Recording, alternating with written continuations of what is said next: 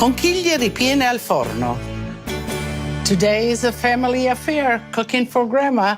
And this is my grandson, Ethan. How you doing, Ethan? I'm great. So excited to be here. How are you? Good, good. All right. And I think today we're going to make some baked shells. The first thing, the important thing is, of course, to cook. Abundant water. Okay, so let's just throw in the shells. Just like that. Give it just one little mix. And let it boil, and then we'll make the stuffing. So we're going to make a simple stuffing of ricotta, and we like ricotta too. I have it draining here. Overnight is the best. Why does it need to drain overnight? Well, you see how much, that's the whey that's in it. And if you just leave it, because then the stuffing becomes kind of nice and firm. It's not that kind of runny stuffing. And you are going to make the stuffing here.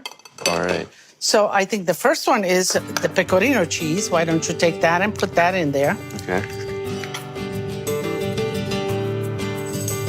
I'm gonna whisk the egg with just a little bit of salt. Yeah, that's the grana, grated grana. Put it all in there.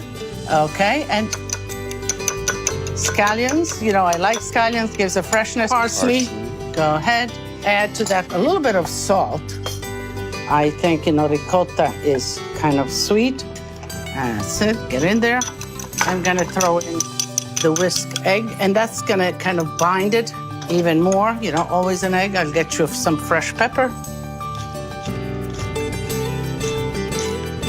Okay, and you know, mix it until it's nicely and homogenized. So put cheese in. You know, with me, what I find is that a lot of the sort of younger kids connect social media. So this is Lori and Colleen at Best Friends Cook. And here they have a tomato sauce. It looks pretty good, you know. I think that you're kind of fixed on the pot when you cook your sauce, and that's important. So this looks more like a condensed, more of a tomato sauce. But it looks good, huh? It does. So it's nice. You see, they connect, we share, and all of that. So this looks pretty much, it's all homogenized. Let me see where we are with the pasta. Okay. I think the pasta is done. And it is a little al dente because we are going to bake it. Let me fish it all out. You know, you can certainly drain the pasta right in the colander in the sink, but this is so convenient. Now I have the pasta. I want to cool off the pasta. Is you take some ice cubes in the colander, just like that, and you mix the pasta. So you don't really soak the pasta in water to cool it or rinse it for that matter, but the ice melts, you see? So the pasta is cooling here. Get that baking pan, put it right here. Let's see. But the first thing you need to do is put some sauce on the bottom. Why don't you do that? All right. And spread it all around.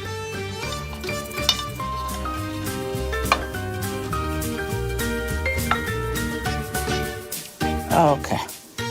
So that looks good. So let's take one shell at a time, and you take the filling.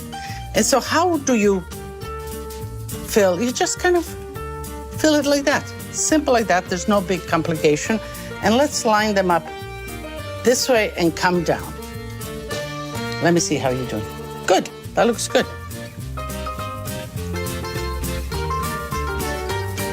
Okay. You can open it up, trying to get the filling in there. Again, take it and just kind of scoop it in there, and then you close it a little bit.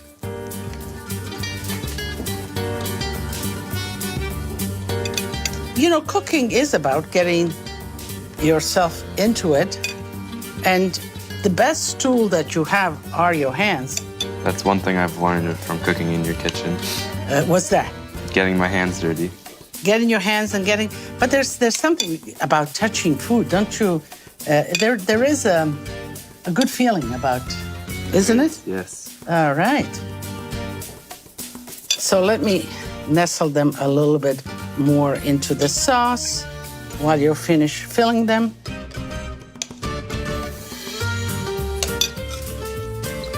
Okay. All right. Yes, right here. Let me nestle it get those cheese. That's shredded mozzarella. Put it here.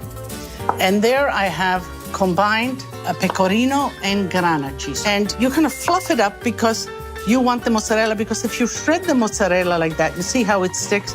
Go in with your hands and you can even kind of like this, just shred it apart. While you do that, I'm just gonna put some of the marinara sauce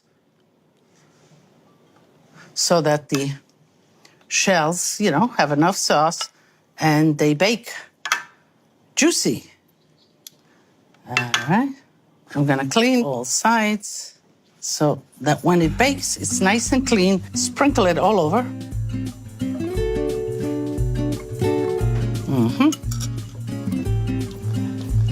I will put a little more. I think that looks good. Cover it with foil paper and put it in a 375-degree oven and let it bake. And this should be done in half an hour. It should bubble, the pasta is cooked, the ricotta should be cooked, and we are gonna enjoy some great baked pasta. Very excited. This drink was made just for Grandma's taste. It contains a splash of sambuca, which gives it a little zing. Let's toast as Grandma would. A cent'anni. You know, Grandma, after a good meal, there's nothing like a good cup of coffee and maybe a little cordial with it. You'd like a little sugar? Sure. Okay. Thank you. Okay.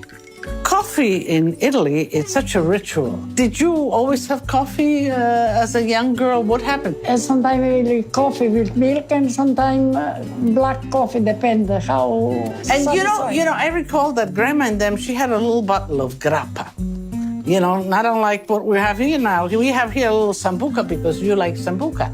And they used to pour a little grappa in their coffee. And, and that has a name. What is that called when something is added to coffee? Corretto. Caffè corretto. Yeah. That means that you correct that. Coffee is good, but if you correct it with a little grappa or a little sambuca, It's even better. it's even better. I'm going to correct mine. Will you correct yours? Do you want it? I will try. That's enough or you want more? Plenty, plenty. Okay. Let's drink while it's hot. Yeah, it's a good digestive, good way to end a meal, and good way to correct your coffee. Wow. I'm following the wafts of this delicious food.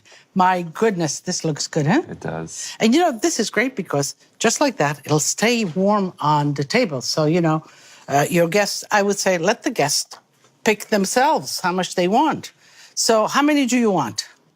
I'll have two, but make sure it's the edge because I like the crispy part. You'll take these two?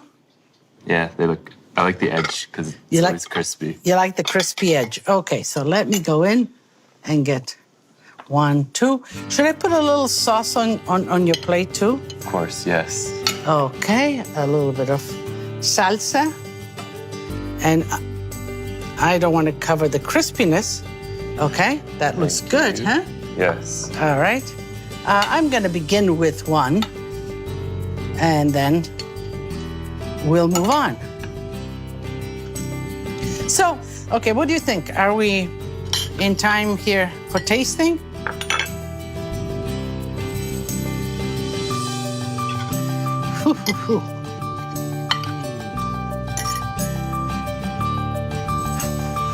Ready?